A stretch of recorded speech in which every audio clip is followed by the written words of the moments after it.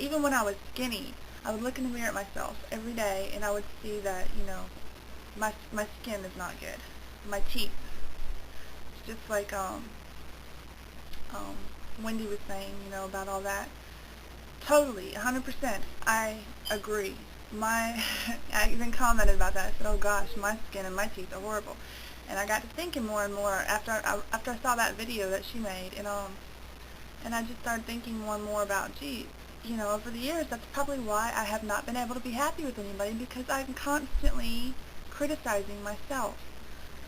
I just just recently, 2 days ago, I found my first love on MySpace, and I sent him a message. This is the guy that I lost my virginity to. And come to find out, he messaged me back, and he lost his virginity to me also. So it was really, really, really neat to find that out. But, we talked about all kinds of things. I mean, we were on the phone for 6 hours.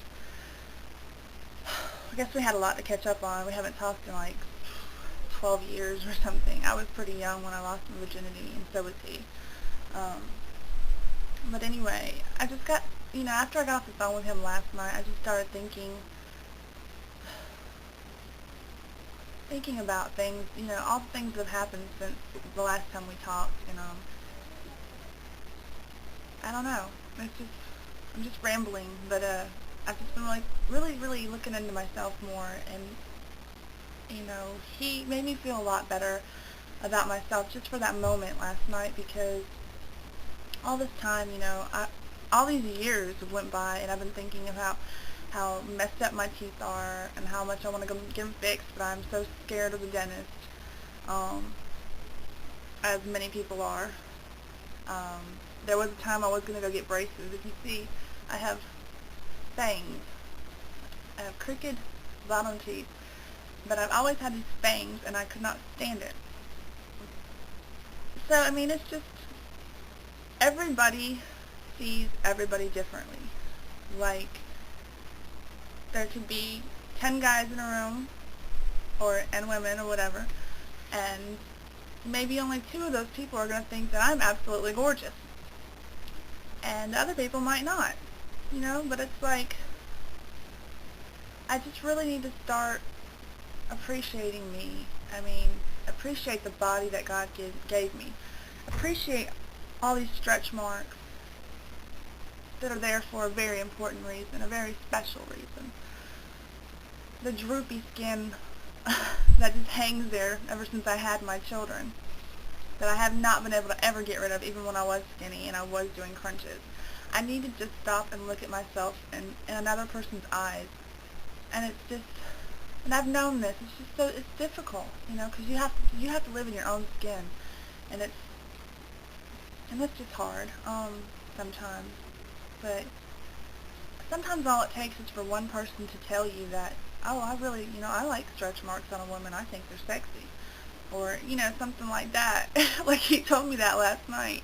He's like, do you have any stretch marks? I'm like, yeah. He's like, well, I think they're sexy. I was like, are you sick? And he said, no, but anyway, I'm not going to get into that. It was really funny talking to him. I hope that we can be really good friends. I don't know if we'll ever be more again, but you never know. I mean, life is crazy.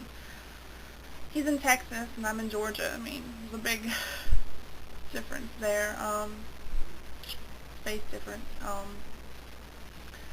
But I don't know. I just don't know. It's really, really odd, especially some of the stories that he was telling me last night.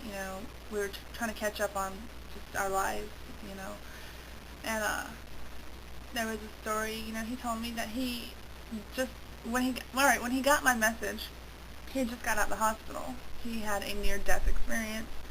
He almost died. He had a bad medication and something he was allergic to or something.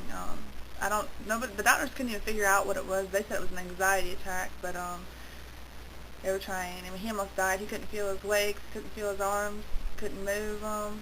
He said it was very, very scary. He was throwing up blood. And then when he got out of the hospital, he was a lot better. He could barely talk. When I was talking on the phone, he was very, very raspy because they had put tubes down his throat and stuff. And so anyway, he said he got home, and when he was feeling good enough to get at the computer, he was sitting at the computer and he opened up the MySpace and saw my message, and he just was like, he said he about fell out. God, I bet, because we haven't talked in like 12 years, you know, so I just want to say that I'm very grateful, and I want to put out there that I'm also, you know, days that I'm not saying it, I'm still grateful. I just get so caught up in everything else, and it's stupid. It's a stupid excuse to say, well, I was at work, so I didn't have time to do my gratitudes, or something like that, or I was out playing with my kids, so I couldn't say my gratitudes. It only takes 5 minutes, or not even, in your mind. You don't even have to say it, you know, just think it.